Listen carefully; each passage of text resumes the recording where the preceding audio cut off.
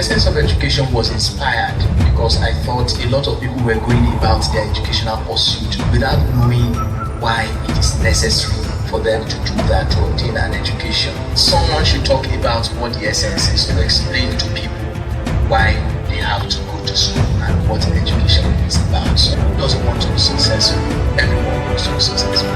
Therefore, like to invest in the system that helps them to increase their chances of success. And that's what education is about. Hello, my name is Inyukim Tenabasi, and I'm my co-host. And that's me, Victoria. And our guest speaker, Mr. Asha Query. Welcome, Mr. Asha Query. Thank you. Mr. Asha Query, written 2 books, The Art of Learning and The Essence of Education. What inspired you to write those 2 books? Well, talking about the first book, Essence of Education, that's the first of the 2 that I did. I wrote that 2 years ago. Now, Essence of Education was inspired because I thought a lot of people were going about their educational pursuit without knowing why it is necessary for them to do that, to obtain an education. Okay, a lot of people just rush to school in the morning, and the whole pressure, you can see it. Some parents even have to beat their children to go to school. I'm paying so much for your school fees, you know. I thought someone should talk about what the essence is, to explain to people why they have to go to school and what education is about. So I came up with the definition of the essence of education as being a way to increase your chances for a successful life. Who doesn't want to be successful? Everyone wants to be successful. And therefore, they would like to enlist in the system that helps them to increase their chances for success. And that's what education is about. How about your second book, The Art of Learning? Okay, like the title suggests, The Art of Learning. Learning is an art, okay? I came up with that because I was wondering how most practicably to help some of the learners I had an encounter with, okay? Now, a lot of the learners I was teaching, some of them had issues with learning, okay? They really want to learn. You could see the frustration in their faces. They don't want to fail. They are fed up of it, but they don't just know exactly how to go about it. They look at other learners doing well as people who are special or who are just fortunate to have a particular type of brain, maybe blue or orange or red, whatever. Now, so I wanted to break that bridge. I wanted to ease that ignorance. I wanted to help them to appreciate the fact that there is a way. I was disturbed myself. I wanted to come up with a way. I just believe that learning doesn't only depend on whether or not a person is naturally gifted. So I came up with that book, The Art of Learning. That's what inspired it, the challenges I encountered in my profession. So, as you've written The Essence of Education, what does education really mean to you? Education is an avenue for you to prepare for your future. Okay? Now, you see, in the education system, whatever it is they present to you, that they teach you, comes from a particular document called the curriculum. Now, the curriculum doesn't have everything you need for a successful life, but the curriculum has the basics you need for a successful life. Okay? So once, whatever you are being taught, that's not what you might meet in the real world, but that's what has the ability to improve your reasoning capacity to do well in the future. Okay, so it's just like raising you up to make sure that you know the basic you need to know before facing your tomorrow. So what are the major acts of learning? Okay, when you talk about the art of learning, the art of learning simply means what you do to move from ignorance to knowledge. Okay, all that you do that helps you move away from ignorance onto knowledge.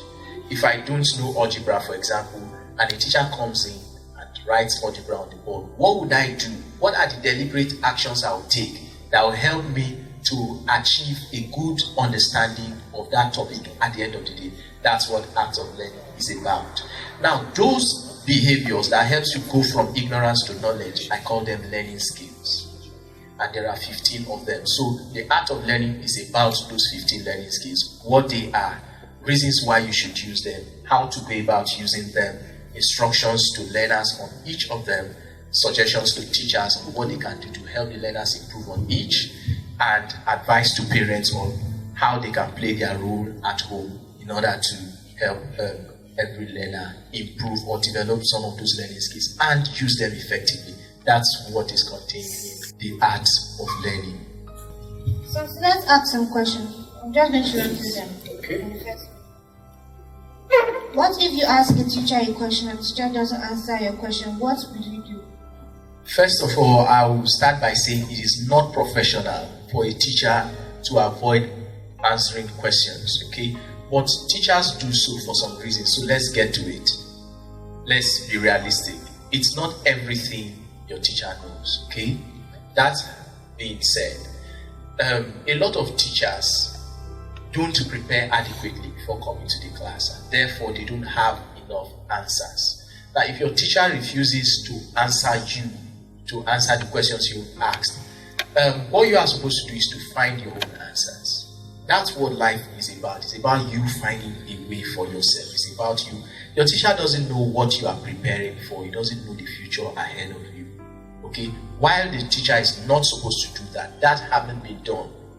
The period of time before that teacher is called to book and corrected on such behavior, you owe yourself a duty, and that's to find out the answers to your question yourself. You could consult with a friend, meet other teachers.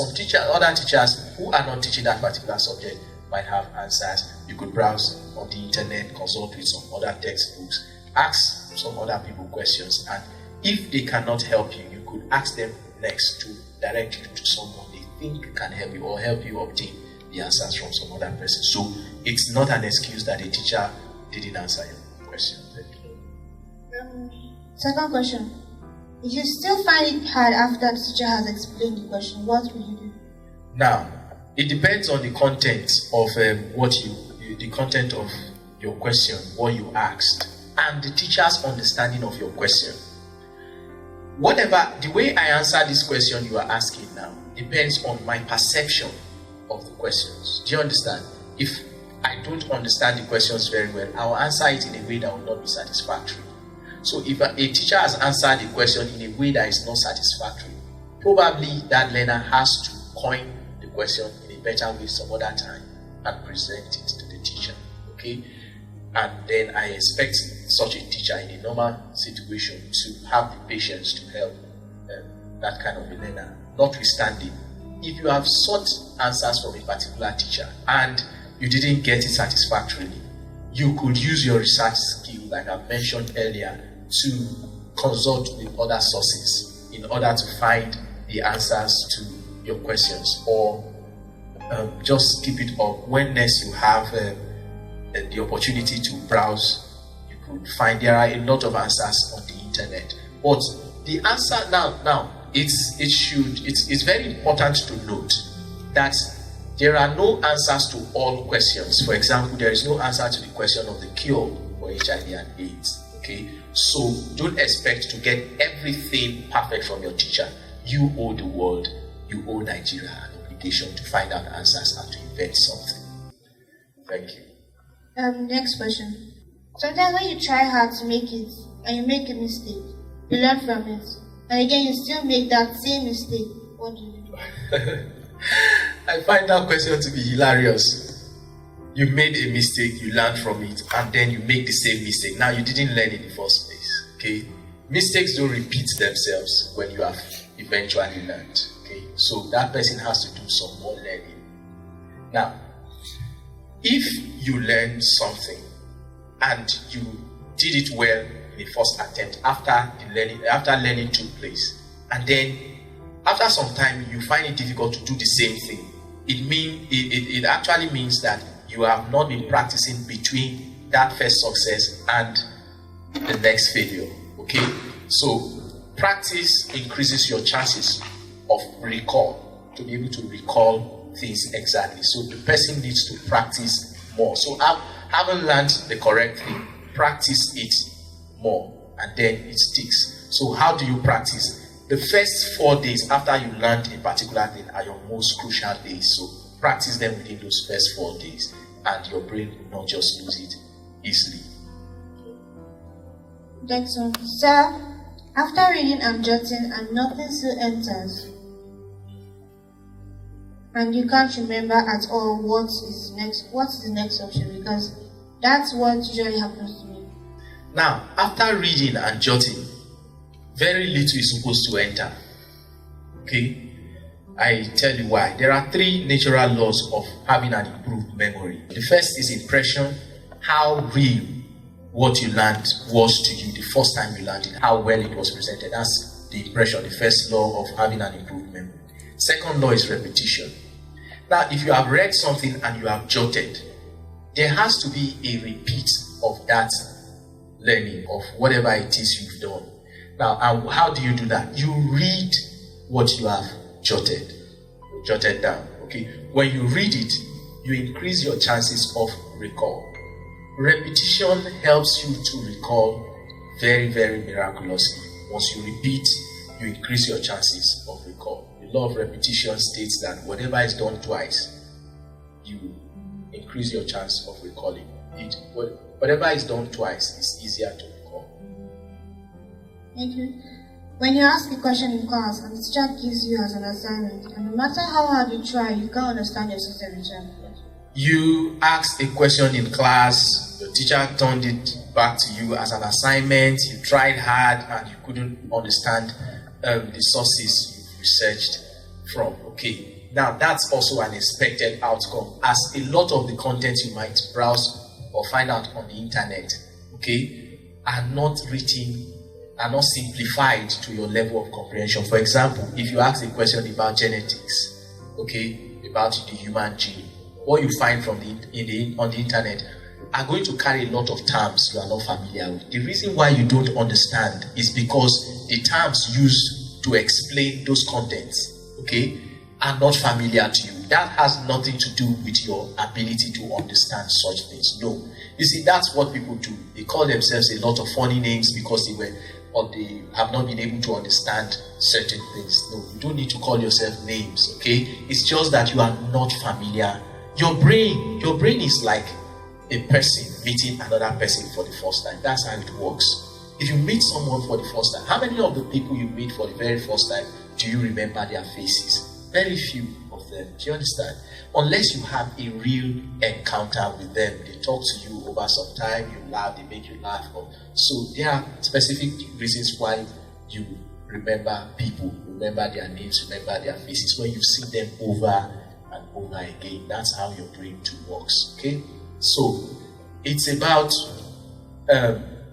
your familiarity with what you are studying. You don't need to be frustrated. Try to learn the same thing from other sources. If you still don't understand, learn from other people. If you ask other people the same question, okay, ask professionals the question. If you still don't have a good understanding of what you have learned, just be patient, play easy on your brain, okay? If it's something that you have to write in an examination, my best suggestion to you is, if you have tried all these options and you don't understand, you cram the parts that if it has a part that has to do with formulas, scientific parts, you cram those parts and learn to apply those formulas by practicing, okay? Because you just have you can't just give an excuse that because you were not able to understand the thing, therefore it should lead to failure. No, you have to help yourself.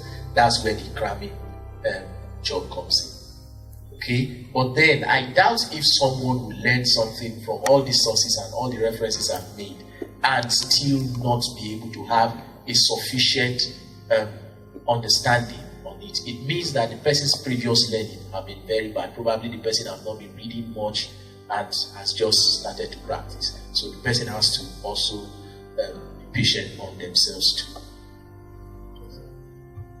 The SQ3R. How is it like to play? How is it like? Please explain. It's like TDB. SQ3R is not TDB, it's not till daybreak reading. Okay, a lot of people read rigorously and don't get to remember much of what they've read because of the pressure.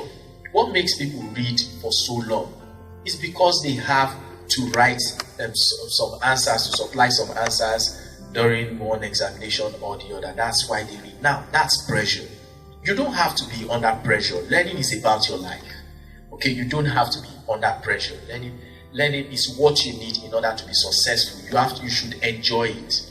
So SQ3R is a study method that has been for decades now. It has helped people across the world. Okay, people have written about it from the West. It's been a popular learning skill. I got to know about it while in secondary school too. It works. Okay, it works. It's effective. It's about you surveying a material. Okay, that's the S. The Q is turning every head into a question. For example, if one of the heading is if the first heading is economics, your first question will be what is economics, okay? And then you follow it through like that. Then the first R, you have 3 R's. The first R is read, so you pick up that material and read. Okay, while reading, you take a jotting of the main points. Don't jot everything from, or otherwise it will just be as if you are photocopying from the book you are reading. So you just jot the main points. One definition is okay. Save all the explanations in the textbook. All those explanations are just to help you to understand the main point. Pick that main point and write it out, okay? No matter how short it is, it's okay. Then the R, the second R is revise. That jotted, next time when you are to read that, don't go back to the textbook. Read the jotted version. Except if there is a part in the jotted version that is not really very clear, then you refer back to the textbook for clarity, okay?